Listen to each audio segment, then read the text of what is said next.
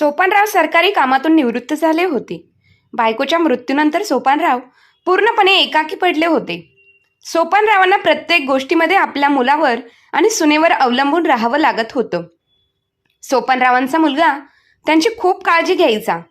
सोपानरावांच्या एकुलत्या एक मुलाचे नाव संकेत होतं आणि त्याच्या बायकोचे नाव सुरेखा होते. संकेत त्याच्या बाबांवर खूप प्रेम करायचा, पण सुरेखा मात्र प्रत्येक गोष्टीत कुरकुर करत राहायची. सासरे दिवसभर घरात असल्यामुळे तिला तिच्या स्वतःच्या बंधनात अडकल्यासारखं तिला वाटायचं. तिच्या मैत्रिणींबरोबर तिला जाता यायचं नाही किंवा घरात पार्टीही करता येत नसायची. त्यामुळे ती सासऱ्यांचा रागराग करायची. असंच एके दिवशी सोबत मॉर्निंग वॉक करून घरी आले आणि घरी आल्यानंतर त्यांनी आपल्या सुनेचे बोलणे ऐकले. सुरेखा मैत्रिणींबरोबर फोनवर बोलत होती. काय करू, माझा सासरा कायमच घरात असतो, त्यामुळे मला आज तुमच्याबरोबर यायला नाही जमणार. ते दिवसभर घरात असतात, जसे काय माझ्यावर पाळत ठेवून असतात. त्यामुळे मला कुठेही पटकन निघता येत नाही किंवा तुम्हालाही घरी बोलवता येत नाही. घरात काही काम तर करत नाही, पण प्रत्येक गोष्टीत त्यांचं पुढे पुढे करावं लागतं. काय करावं काहीच सुचत नाही. वृद्धाश्रमात पाठवायचा विचार करते, पण माझा नवरा त्याबद्दल माझं काहीही ऐकून घेत नाही. सोपानरावांनी हे सर्व बोलणं ऐकले. सर्व बोलणे ऐकून सोपानरावांचा खूपच मोठा धक्का बसला. सुनेच्या अशा प्रकारे बोलणे सोपानराव बाबांनी बऱ्याच वेळा ऐकले होते. घरातील ती बऱ्याच वेळा संकेतला म्हणायची, बाबांना पण आपण वृद्धाश्रमात नेऊन सोडू, पण संकेत मात्र तिचं काही ऐकून घ्यायचा नाही. आणि मैत्रिणींबरोबर बोलतानाही सोपानरावांनी बऱ्याच वेळा हे असं ऐकलं होतं. पण मात्र यावेळेस त्यांना खूप मोठा धक्का बसला, कारण वारंवार तेच ऐकून ऐकून त्यांना कंटाळा आला होता. त्यापेक्षा वृद्धाश्रमात राहून सुखात जीवन घालू असा त्यांनी विचार केला. त्यांना वाटले, आपण एकुलत्या एका मुलासाठी आपण काय नाही केलं, सगळं काही त्या दोघांसाठीच आहे ना. तरी मला असा त्रास देत आहे. माझ्यासाठी हे दोघे असे काय करतात? फक्त 2 वेळचा चहा आणि 2 वेळचं जेवण एवढंही यांना द्यायला त्यांच्या जीवावर येतं. त्यांना खूप वाईट वाटलं. त्या दिवशी शेवटी सुनेच्या मागण्या बोलण्याला वैतागून बापाने घर सोडून जाण्याचा विचार केला. सोपानरावाने घर सोडून जाण्याचा आणि वृद्धाश्रमात जाऊन राहण्याचा निर्णय घेतला. सोपानराव अतिशय दुःखी मनाने सामान बांधत होते. जेव्हा एखाद्या व्यक्तीला कोणती वस्तू पॅक करायची असते तेव्हा तो आनंदी असो, कारण एक तर ते कुठेतरी फिरायला जात असतात किंवा जवळच्या व्यक्तीला भेटण्यासाठी तरी जात असतात. पण सोपानरावांची परिस्थिती पूर्णपणे उलट होती.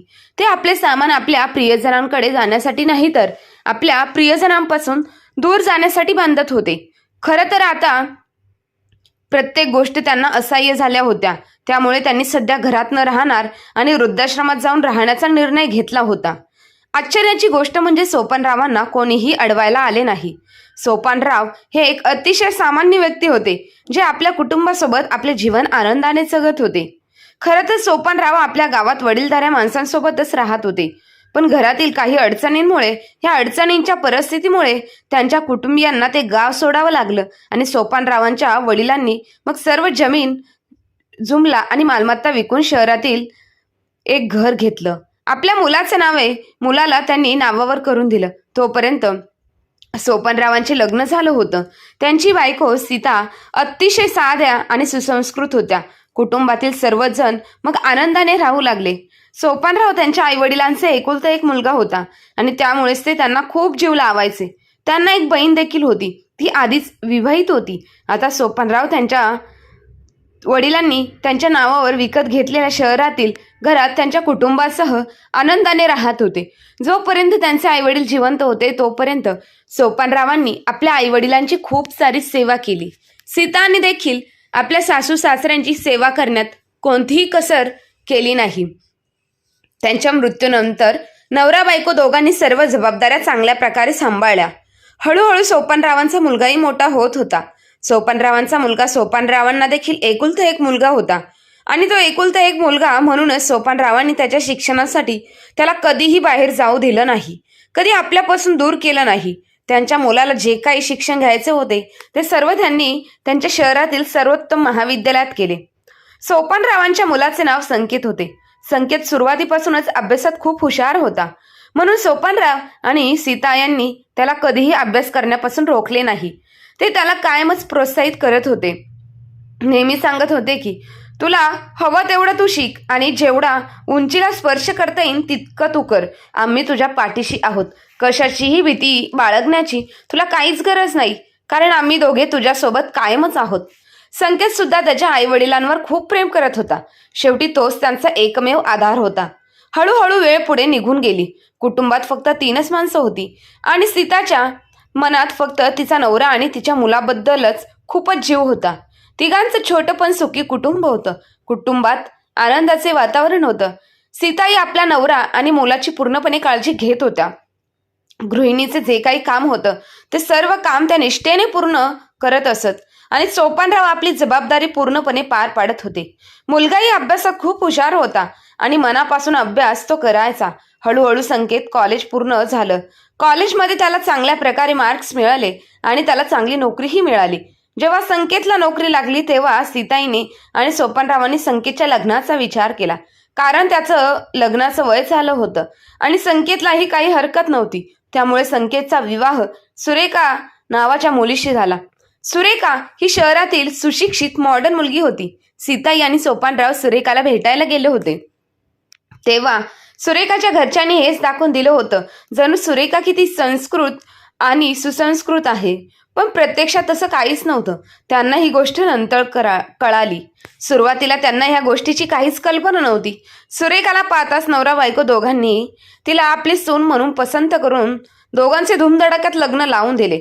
सून घरात आल्यामुळे सून सीताई खूप खुश झाल्या होत्या. पण अशातच नियतीने घात केला आणि लग्नानंतर काही दिवसांमध्येच शेडवरून पडून सीताईचा मृत्यू झाला. आता सुरेखाकडे सर्व जबाबदाऱ्या आल्या होत्या, कारण सीताई होत्या तोपर्यंत त्या सर्व जबाबदाऱ्या सांभाळत होत्या. पण त्या सुरेखाला अनेकदा सांगायच्या, बाळा तू थोडं माझ्या सोबत काम करत जा.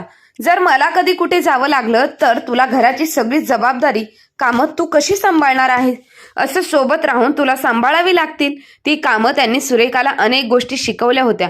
सुरेखा घरची कामे तर करायची, पण ती खूप चिडायची. तिला घरातील कामं करायला अजिबात आवडत नसायचं. अशा परिस्थितीत सीताई होत्या तोपर्यंत काहीच अडचण नव्हती.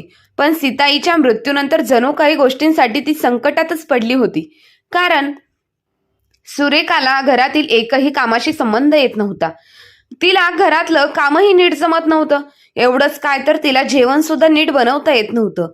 पण मुलगी बघण्याच्या वेळी सुरेखाच्या घरच्यांनी जे काही पदार्थ खायला दिले ते तिने बनवलं असं सांगितलं होतं. तिला जेवण बनवण्याची पण खूप आवड आहे असेही सांगितलं होतं. सुरेखा ही पूर्ण घरगुती मुलगी आहे, जिला घरातील कामावर कोणताही आक्षेप नाही आणि म्हणूनच सीताताईंनी हो म्हटलं होतं, कारण तिला तिच्या नोकरी करणारी सून आणायची नव्हती. तिला अशी सून हवी होती की ती तिच्या घराला आयुष्यभर सोनेरी ठेवेल, चांगल्या पद्धतीने सांभाळेल. घराला ज्याप्रमाणे त्यांनी आयुष्यभर आपल्या कुटुंबाचे पालन पोषण केले त्याचप्रमाणे त्यांच्या सुनेने त्यांच्या कुटुंबाची काळजी घेतली पाहिजे आणि म्हणूनच त्यांनी लग्नाला होकार दिला होता. पण आता सुरेखाला ना जेवण बनवता येत होतं, ना घर सांभाळता येत होतं, नाही सुरेखाला घरातील कामे शिकण्यात काही इंटरेस्ट होता. घरकामाला एक मोलकरीण ठेवायची सुरेखाला घरातील कामात मदत करेल. सुरेखाने ही मान्य केलं. आता घरातील इतर कामे करायला मोलकरीण येऊ लागली. कचरा काढणे, भांडी साफ करणे, सर्वांचे कपडे धुणे, घराची साफसफाई करणे, ही सर्व कामे ती करत होती. मात्र संकेतने काही व्हिडिओ सोशल मीडियावर व्हायरल झालेले पाहिले होते. त्यामुळे स्वयंपाकाचे काम करण्यासाठी कोणत्याही मोलकरणीला नियुक्त त्याने केले नाही. त्याला वाटत होते की स्वयंपाक करण्यासाठी त्याने त्याच्या मित्राला ही गोष्ट सांगितली होती, तेव्हा त्याच्या मित्राने त्याला साफ नकार दिला होता.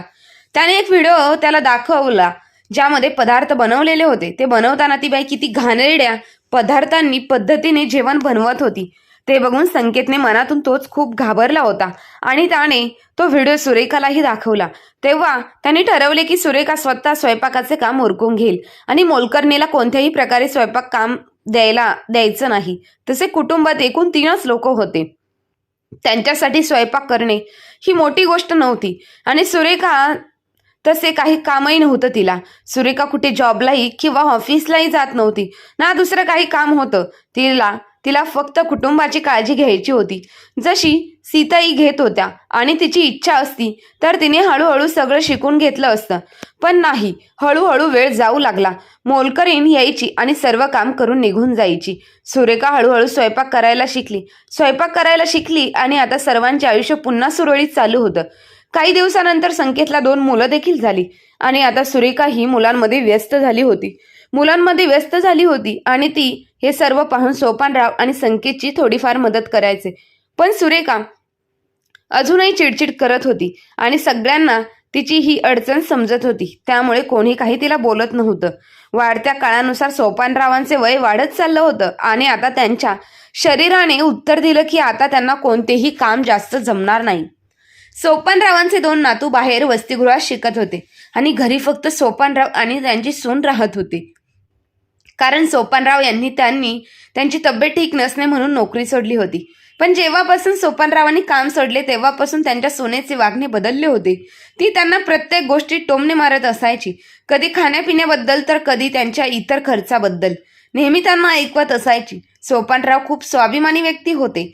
ते नेहमीच आपल्या बायकोचे बोलणे आठवून शांत राहायचे. त्यांची बायको त्यांना नेहमी सांगायची की कुटुंब तोडायला जास्त वेळ लागत नाही, पण जोडायला खूप वेळ लागतो. कुटुंबाला एकत्र ठेवणे ही खूप मोठी मुश्किल गोष्ट आहे आणि हे काम कुटुंबातील मोठ्या व्यक्तींचंच असतं. म्हणून नेहमी तुम्ही आपल्या कुटुंबाला बांधून ठेवा. आणि केवळ बायकोचे शब्द आठवून ते अपमानित जीवन जगत होते. जेव्हापासून त्यांनी नोकरी सोडली तेव्हापासून सून त्यांना बिनकामाची समजू लागली होती आणि म्हणूनच छोट्या छोट्या गोष्टींवर चिडचिड करणे की ती नेहमीच त्यांची सवय झाली होती. परंतु आज तिने मर्यादा ओलांडली. सोपानराव जेवायला बसले तेव्हा त्यांनी परत एकदा आपल्या सुनेजवळ जेवण मागितले. सुनेने जेवण दिलं नाही, पण तिने त्यांना दुनियाभरचं ऐकवलं, ते सुद्धा काहीही कारण नसताना. ती म्हणाली, दिवसभर घरात खूप खर्च असतात, खूप काही गोष्टी आणाव्या लागतात आणि कमवायलाही कोणी नाही. माझ्या एकट्या नवऱ्याने किती खर्च उचलायचा. सोपानराव आपले बोललेच हे ऐकत राहिले आणि काहीही न बोलता उठून तिथून निघून गेले. काही वेळाने सोपानराव बाहेरून फिरून आले तेव्हा त्यांची सून तिच्या मैत्रिणींशी परत एकदा फोनवर बोलत होती आणि फोनवर बोलत असताना ती मैत्रिणींना म्हणाली, आता तुला काय सांगू, माझा सासरा दिवसभर घरात पडून असतो. कामाचा ना धामाचा, नुसता फुकट गिळायला पाहिजे. त्याला एकही पैसा काही कमवता येत नाही. नुसत्या फरमाईश असतात त्यांच्या. मी त्यांना मग स्पष्ट सांगितलं की मला फक्त तेवढंच काम नाहीये. चुपचाप मी जी तयार केलेली भाकरी आहे तीच खा. म्हाताऱ्याला सहन करणं आता खूपच जड झाले. सगळ्यात माझ्या डोक्यावर नाचत असतात ग नेहमी आणि वरून प्रत्येक गोष्टीला अडवतात. हे करू नकोस, ते करू नकोस, नेहमी ओरडत असतात.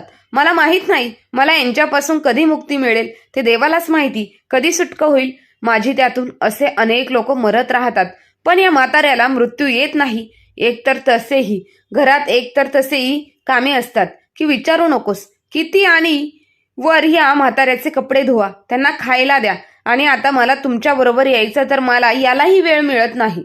याची खुशामत करावी वाटत नाही. म्हणून मी स्पष्ट सांगितलं शब्दांमध्ये त्यांना की तुमचं काही काम तुम्ही स्वतः करा. तू तुझ्या सासऱ्याला सांग, जेवढं तू डोक्यावर चढवशील तेवढेच त्रासदायक होईल. अरे या लोकांपासून तर स्वतःला काही काम नसतं आणि वरती आपल्याला हुकूम चालवत असतात कायमचं. आणि चालवणार तरी का नाही. बसून बसून फुकट जेवायला मिळतं त्यांना. वेळेत जेवायला मिळत असेल तर कोणाला आवडणार नाही. मी तर माझ्या सासऱ्यांना किती वेळा उलटसुलट गोष्टी ऐकवल्या आहेत. कितीतरी वाईट साईड गोष्टी बोलत आहे. पण तो म्हातारा आहे ना, तो अजून सुद्धा इथे चिटकून राहिला आहे आणि आमच्या डोक्यावरचे ओझे बनायला लागला आहे. पूर्ण लाज गहाण टाकली आहे त्यांनी. जर थोडी सुद्धा शिल्लक असती लाज तर कधीच घर सोडून निघून गेला असता. असे आता तुला काय सांगू, त्या म्हातारीच्या म्हणजे माझ्या सासूच्या मरणानंतर सुद्धा माझे जीवन एक नरक बनून राहिले आहे.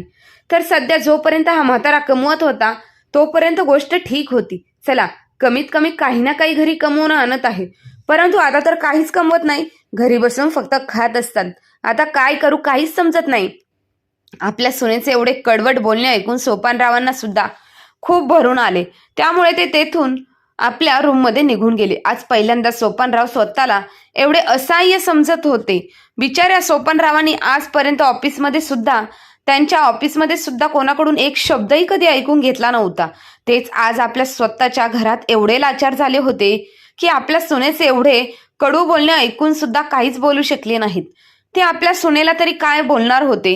त्यांच्या मनात तर विचारले होते की आपल्या सुनेला सर्व बोलण्याला उत्तर द्यायचे, सांगायचे की मी काहीच हरामाचं खात नाही, तुझ्या गोष्टींवर ऐशो आराम करत आहेस ना, एवढा माच करत असायची. प्रत्येक गोष्ट माझी आहे, माझ्याचमुळे तू ह्या घरामध्ये महाराणी म्हणून आहेस, महाराणी म्हणून राहत आहेस. परंतु त्यांनी विचार केला की आपल्या सुनेचा लाज लज्जा सर्व सोडून दिली आहे. परंतु माझ्या डोळ्यातील पाणी अजून मेलेलं नाही. मी माझ्या सुनेकडून स्वतःची बेइज्जती होऊन सुद्धा ह्या घरात राहत आहे, असा विचार करत करत ते पूर्ण रात्रभर तसाच विचार करत राहिले. खरं तर सोपानराव आपल्या जीवनामध्ये किती मुश्किल परिस्थिती आली तरी ते परिस्थितीला सामोरे जायचे, हरले नव्हते. परंतु आज ते आपल्या सुने आणि मुलासमोर हरले होते. त्यांनी या अगोदर सुद्धा आपला मुलगा आणि सून यांच्यामध्ये चालणारा संवाद ऐकला होता, परंतु ते आपला सून आणि आपला मुलगा यांच्यामध्ये काहीच बोलू इच्छित नव्हते, म्हणून ते शांत होते. त्यांची तर सून खूप वेळापासून त्यांना वृद्धाश्रमात पाठवण्याविषयी बोलत होती, परंतु त्यांचा मुलगा या गोष्टीसाठी अजिबात तयार नव्हता. शेवटी आपल्या सुनेच्या बोलण्याचा परिणाम सोपानरावांच्या मनावर एवढा झाला की त्यांना या घरात थांबणे आता कठीण झाले होते. पूर्ण रात्र त्यांनी रडून काढली होती. आता काय करायला हवे? आपल्या बायकोचे बोलणे मनात आणून ह्या घरात राहावं की स्वतःला आत्मस्वाभिमानाची रक्षा करण्यासाठी त्या घरातून निघून जावे? काय करावे? की मुलांना त्याला सर्व काही खरं सांगून त्याचा संसार तोडावा, की गुपचूप शांतपणे ह्या घरात पडून आपल्या मुलाचा संसार वाचवावा? कारण ते असे निघून सुद्धा जाऊ शकत नव्हते, कारण त्यांचा मुलगा त्यांच्यावरती खूप प्रेम करत होता. त्यांचा मुलगा घरी आल्यानंतर ते आपल्या मुलाला म्हणाले, संकेत बाळा, मला तुझ्याबरोबर काहीतरी बोलायचे, तू फ्री होशील तेव्हा माझ्या रूममध्ये ये. संकेतने जेवण केलं आणि तो आपल्या बाबांच्या रूममध्ये पोहोचला. बोला बाबा, काय बोलायचं आहे? काही काम होतं का? तेव्हा सोपानराव आपल्या मुलाला म्हणाले, बाळा, आज मी तुला एक खूप महत्वाची गोष्ट सांगण्यासाठी तुला इथे बोलवलेलं आहे. मी उद्या एका वृद्धाश्रमात जात आहे. आपल्या बाबांचे बोलणे ऐकून संकेत एकदम आश्चर्यचकित झाला आणि म्हणाला, वृद्धाश्रमात का जात आहेत बाबा? तुम्हाला घरात काही अडचण आहे का? तुम्हाला काही त्रास होतोय का? त्यामुळे तुम्ही वृद्धाश्रमात जात आहात? वृद्धाश्रम त्या लोकांसाठी असते साठी बाबा, ज्या लोकांचे कोणीही नसतं. परंतु मी तुमच्यासाठी आहे ना, तरी सुद्धा तुम्ही वृद्धाश्रमात जाण्याचा विचार करत आहात. सोपानराव आपल्या मुलाला म्हणाले, मला माहित आहे तू माझ्यासाठी आहेस, पण मला हे सुद्धा माहित आहे की तू आता फक्त माझ्यासाठीच नाही तर तुझे सुद्धा स्वतःचे कुटुंब आहे आणि तुला आता त्यांच्या आनंदाचा जास्त विचार करायला हवा. आता तुला या गोष्टीकडे जास्त लक्ष ठेवायला हवे. माझ्यामुळे तुझ्या कुटुंबामध्ये कोणताही तणाव निर्माण व्हायला नको. मला माहित आहे की तू माझ्यावर खूप प्रेम करतोस आणि मला तुझ्याजवळ ठेवायचं आहे. परंतु बाप होण्याच्या नात्याने मला जाणीव आहे की जर माझ्यामुळे मुलांच्या संसारामध्ये काही परेशानी येत असेल तर माफ कर बाळा, परंतु मी कितीतरी वेळा तुझ्या आणि सुनबाईचे बोलणे ऐकले आहे. सुनबाई नेहमीच मला वृद्धाश्रमात सोडण्याविषयी बोलत असते, परंतु तू नेहमीच तिला विरोध करत असतो. त्यामुळे नेहमीच ती चिडलेली असते आणि तसेच घरात बसून बसून पूर्ण दिवस बोर होऊन जातो. मला तिथे वृद्धाश्रमात माझ्यासारखी अजून कितीतरी लोक असतील, त्यांच्याबरोबर बसून हसून खेळून वेळ जाईल माझा. इथे बसून बसून पूर्ण दिवस काही काम करता येत नाही मला आणि कोणासोबत बाहेरही जाता येत नाही. एकटा बसून बसून परेशान होऊन जातो मी. तिथे वृद्धाश्रमात माझ्यासारखे खूप जण मिळतील आणि असे काही नाही की मी वृद्धाश्रमात गेल्यानंतर तुम्हा लोकांना विसरून जाईल आणि असेही नाही की तुम्ही मला विसरून जाल. तुम्ही प्रत्येक आठवड्यात मला वृद्धाश्रमात भेटायला येत जा. परंतु संकेतला हे अजिबात मान्य नव्हतं. त्यांना काहीही करून आपल्या बाबांना समजावलं आणि तो आपल्या रूममध्ये जाऊन बसला. तो हाच विचार करत होता की अचानक बाबांना काय झाले असेल, ते का वृद्धाश्रमात जाण्यामागे लागले आहेत.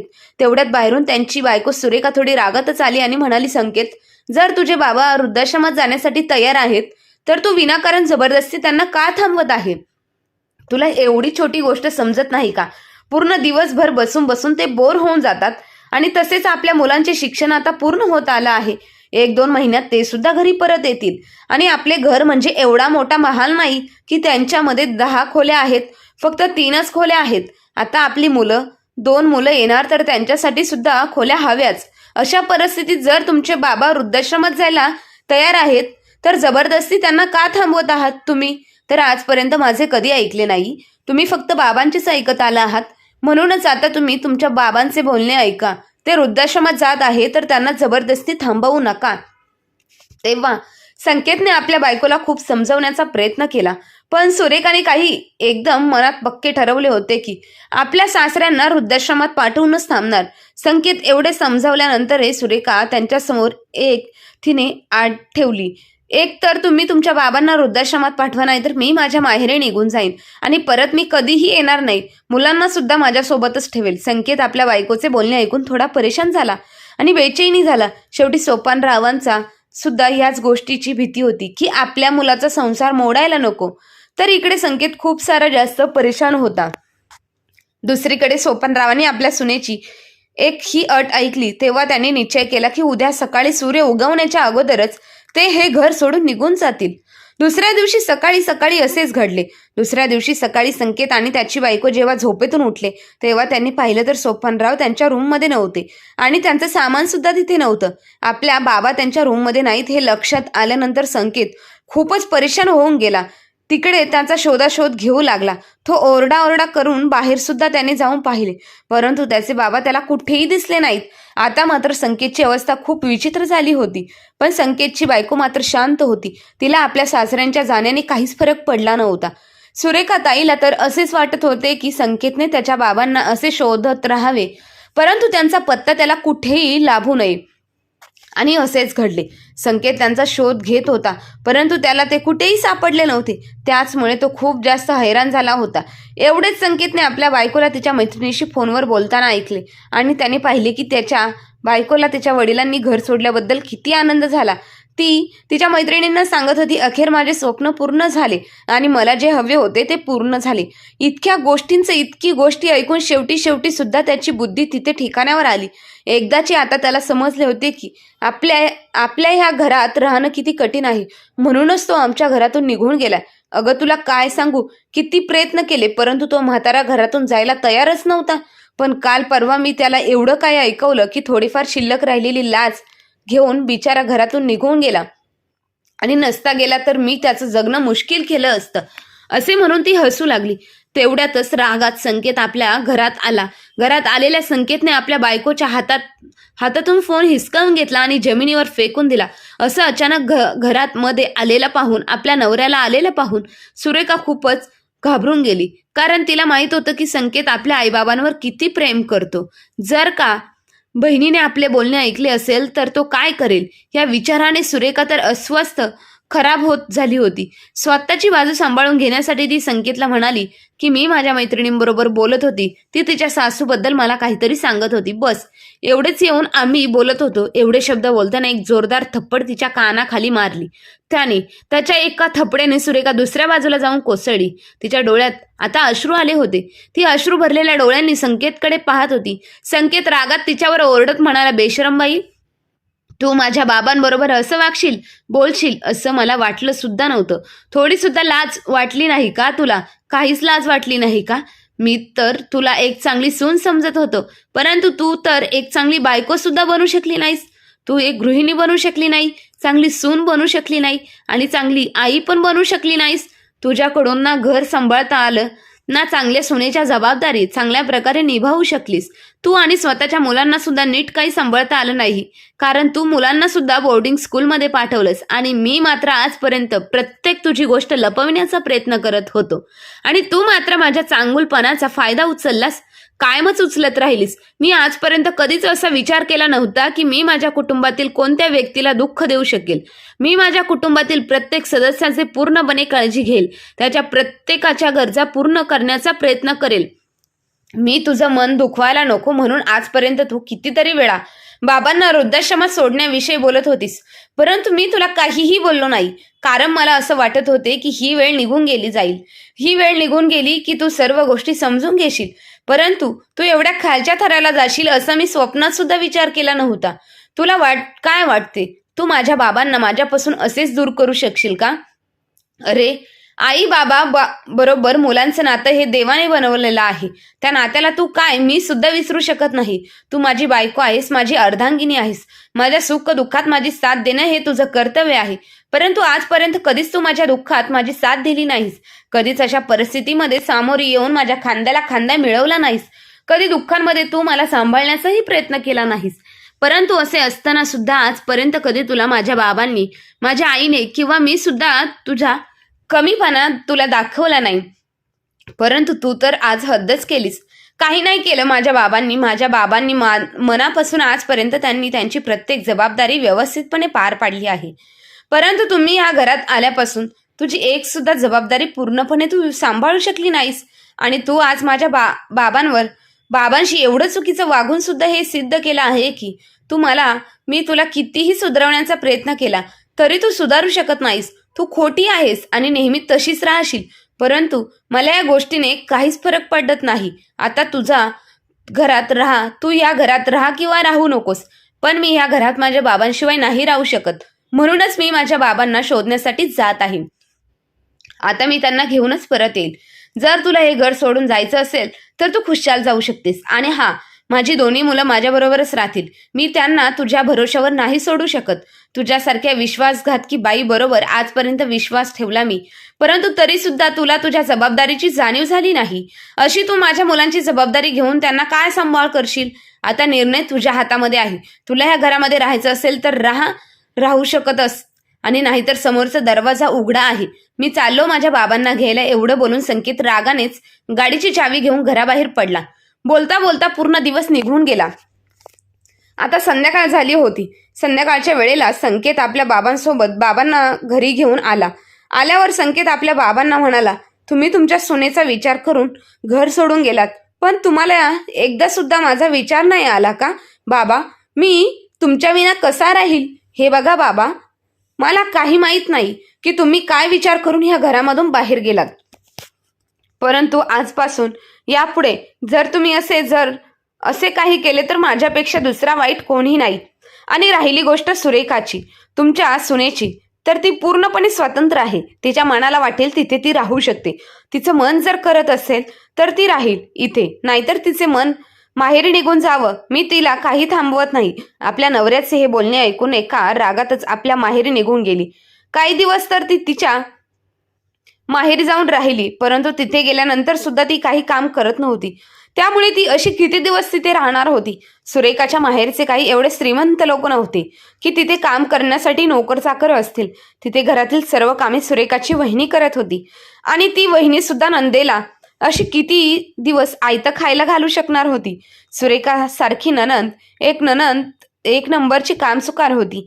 ती आपल्या सासरकडून रागाने आली होती. ही गोष्ट सुरेखाच्या वहिनीला माहीत होती. त्यामुळे काही दिवस त्यांनी तिचा चांगला पाहुणचार केला, परंतु काही दिवसानंतर मात्र ती स्वतः रंग दाखवू लागली. त्यामुळे सुरेखाची आई आता तिला सकाळ संध्याकाळ विचारू लागली की जावई बापू तुला न्यायला कधी येणार आहेत? पण सुरेखा आता काय उत्तर देणार होती? सुरेखाने जेव्हा आपल्या आईला खरं सांगितलं तेव्हा ती सुद्धा खूप नाराज झाली आणि म्हणाली, जर ही गोष्ट तुम्ही अगोदरच मला सांगितली असती तर मी तुला ह्या घरात आणि इकडे येऊ दिलंच नसतं. पण काहीच हरकत नाही. आता तू जावई बापूंना फोन कर आणि झालेल्या प्रकरणाविषयी माफी माग. मी सुद्धा जास्त दिवस तुला या घरात ठेवू शकणार नाही. आता तुझी वहिनी मला खायला बनवून घालते, ती काही कमी आहे का? आता तू स्वतःचा विचार कर. तू स्वतः तुझ्या सासऱ्यांना जेवण बनवून खायला घालू शकत नाहीस. अशी तशीच तुझी वहिनी सुद्धा आम्हाला पण खायला घालते आणि तुलाही खायला घालते. आणि तू वर इथे येऊन बसलीस आणि तू ही आयतं खाते. हे इथे राहून हे शक्य नाहीये मला. माफ कर मोली, परंतु ह्या वयात आता नोकरासारखी कामे करायची माझ्यात हिंमत नाही. म्हणून तुझ्या वहिनीची नाराजी तुझ्यासोबत माझ्याबरोबर येण्या अगोदरच किंवा आपल्या दोघींचं नातं खराब होण्या अगोदरच तू इथून निघून गेलेली चांगलं राहील. लग्नानंतर माहेरी आलेली मुलगी पाहुण्यासारखी चांगली वाटते. आणि आता तर तुझं नवीन लग्न सुद्धा झालेलं नाही. तुला मोठी मुले आहेत. अशा वयात विनाकारण नखरे करून इथे येऊन बसणे योग्य नाही. काही दिवसातच सुरेखाला समजले होते की जेवढे आपले नखरे आपल्या सासरच्या माणसांनी उचलले होते तेवढे नखरे तर आपल्या माहेरच्यांची माणसे सुद्धा उचलू शकत नाही. ज्या सासरच्यांना ती ओझं समजत होती, त्यांच्यावर अत्याचार करत होती, त्या सासरच्यांनी तिला आपली मुलगी म्हणून मानले होते. त्यांनी आपल्या मुलीप्रमाणे सुरेखाला प्रेम दिले होते. तिची की आई सुद्धा तिला ते प्रेम देऊ शकत नव्हती. तिच्या आईने सुद्धा तिला स्पष्टपणे सांगितलं होतं, म्हातारपणी हे सर्व झेलू शकत नाही, तू इथून निघून जा. आणि दुसऱ्या बाजूने तिचे सासरे होते, ज्यांनी तिच्या आनंदासाठी आपले स्वतःचे घर आणि मुलगा सर्व काही सोडून दिले होते, कारण आपला मुलगा आणि सून त्यांच्या आयुष्यामध्ये कोणतीही परेशानी यायला नको. जेव्हा सुरेखाला जाणीव झाली, तेव्हा ती आज स्वतःच्या नजरेतून उतरली होती. आता तिला समजत नव्हतं की काय करावं. आता ती जास्त दिवस माहेरी सुद्धा राहू शकत नव्हती. शेवटी तिने आपल्या नवऱ्याला फोन केला आणि म्हणाली की मला घ्यायला या. परंतु संकेतनेही नाही म्हणून स्पष्ट शब्दात सांगितले की तू स्वतः घर सोडून गेली आहेस, त्यामुळे तू गेली तशी परत ये. मी तुला घराच्या बाहेर काढले नव्हते, त्यामुळे मी तुला घ्यायला सुद्धा येऊ शकत नाही. सुरेखाकडे आता कोणताच पर्याय मार्ग शिल्लक राहिला नव्हता. शेवटी तिने आपल्या स्वतःच्या घरी सासरी जाण्याचा निर्णय घेतला.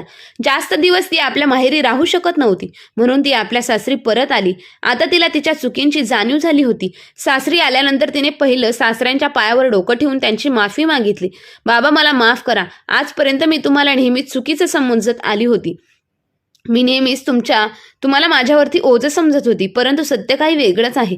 आज मला याची जाणीव झाली आहे की जेव्हा आपण दोन भाकऱ्या सुद्धा एखाद्याच्या डोळ्यात, आपल्या दोन भाकऱ्या सुद्धा डोळ्यात खुपू लागतात, तेव्हा कसं वाटतं. जेव्हा आपण आपल्या लोकांजवळती माणसं आपली म्हणून अधिकाराने राहतो, परंतु तेच लोक जेव्हा आपल्याला तुच्छ मानून उलटसुलट गोष्टी ऐकवतात, तेव्हा आपल्या हृदयाला किती वेदना होतात याची जाणीव मला झाली आहे. बाबा, तुम्हाला मी किती दुःख दिलं याची कल्पना मला आली आहे, म्हणून तुम्ही मला माफ करा. मी यापुढे असं काहीही वागणार नाही. त्यामुळे सोपानराव म्हणाले, माझी माफी मागून काय उपयोग आहे. तुझं कर्म, तुझ्या वागणुकीची शिक्षा तुला भेटेल. सुनबाई, प्रत्येक गोष्ट आपल्या मनासारखी होते असं नाही. माझा तुला काही त्रास नव्हता, तरी तुम्ही मला एवढा त्रास दिलाय की, पण एवढं लक्षात ठेव, प्रत्येकावर वेळ येते. कधी ना कधी तूही म्हातारी होशील, त्यावेळी तुझीही मुलं सुना रागराग करतील, तेव्हा तुला माझं म्हणणं कळेल. तोपर्यंत नाही कळणार. ही वस्तुस्थिती आहे. जोपर्यंत आपल्या हातात आहे तोपर्यंत आपण दुसऱ्यांना त्रास देतो किंवा खूप अभिमानाने राहण्याचा प्रयत्न करतो, पण आपल्यावर ज्यावेळी वेळ येते त्यावेळेस आपल्याला दुसऱ्यांचं दुःख कळतं. जसं की तू माहेरी गेल्यानंतर तुला कोणी किती किंमत दिली नाही, त्यावेळेस तुला स्वतः किंमत कळाली. आपण आपल्या सासऱ्यांना किती त्रास दिला याची तुला जाणीव झाली, म्हणूनच तू आज माझी माफी मागायला आलीस. पण सुनबाई, एवढं लक्षात ठेव, आपण जर जेव्हा दुसऱ्यांना त्रास देतो ना, तो त्रास पुन्हा आपल्याला भोगावा लागतो. हे लक्षात ठेव. आणि हे कायमस्वरूपी सत्य आहे. पण आजकालच्या पिढीला हे मात्र समजत नाहीये. कोणत्या धुंदीत जगताय काय माहिती. त्यांना वाटते की आपण कधी म्हातारे होणारच नाही, आपल्याला कधी म्हातारपणाचा त्रास होणारच नाही. त्यामुळे तुम्ही लोक आपल्या सासऱ्यांना किंवा सासू सासऱ्यांना अडगळीचे समजून प्रत्येक गोष्टीत त्रास द्यायला निघता. इथून पुढे लक्षात ठेव सुनबाई, आपलेही म्हातारपण येणार आहे. हे लक्षात ठेवून तू जर काळजी घेतलीस तर तुझं म्हातारपण नक्की चांगलं होईल. त्यावर सुनबाई म्हणाली, बाबा, खरंच मला माफ करा. माझ्या हातून खूप मोठी चूक झाली आहे. इथून पुढे मी असं वागणार नाही. मग सोपानरावांनी तिला मोठ्या प्रेमाने माफ केलं. आता मात्र सुरेखा आपल्या सासऱ्यांची संपूर्ण कुटुंबासोबत आनंदाने राहू लागली. काही दिवसांनी तिची मुलं सुद्धा घरी परत आली. सुरेखा आता एका उत्तम गृहिणीची जबाबदारी योग्यरित्या सांभाळत होती. आता ती आपल्या कुटुंबातील प्रत्येक सदस्याला एवढी माया लावत होती की सर्वांनाच ती हवीशी वाटू लागली आहे. घरातील प्रत्येक सदस्य तिचा आदर करत आहे. ती सर्वांचा आदर करत आहे. ही कुटुंब व्यवस्था असते याची शिक्षण चांगल्या प्रकारे घेऊन त्याचप्रमाणे ती आपली कुटुंब चालवत आहे. असे म्हणतात की माणसाला ठेस लागल्याशिवाय त्याच्यामध्ये बदल होत नाही. सुरेखा सुद्धा आपल्या सासऱ्यांना खूप त्रास देत होती, परंतु तीच वेळ जेव्हा तिच्यावर आली तेव्हा तिला कृतीची जाणीव झाली. कोण आपल्या जवळची आणि कोण खरी प्रेमाची माणसं आहेत याची तिला जाणीव झाली होती. अशी जाणीव जर प्रत्येक गृहिणीला झाली तर खऱ्या अर्थाने कुटुंबीय व्यवस्था उद्दे येऊन टिकून राहिल्याशिवाय राहणार नाही. तर मित्र आणि मैत्रिणींनो, तुम्हाला काय वाटते कमेंट बॉक्समध्ये नक्की कळवा. आणि आजची कथा आवडली असेल तर आपल्या चॅनलला लाईक, शेअर, सबस्क्राईब नक्की करा. धन्यवाद.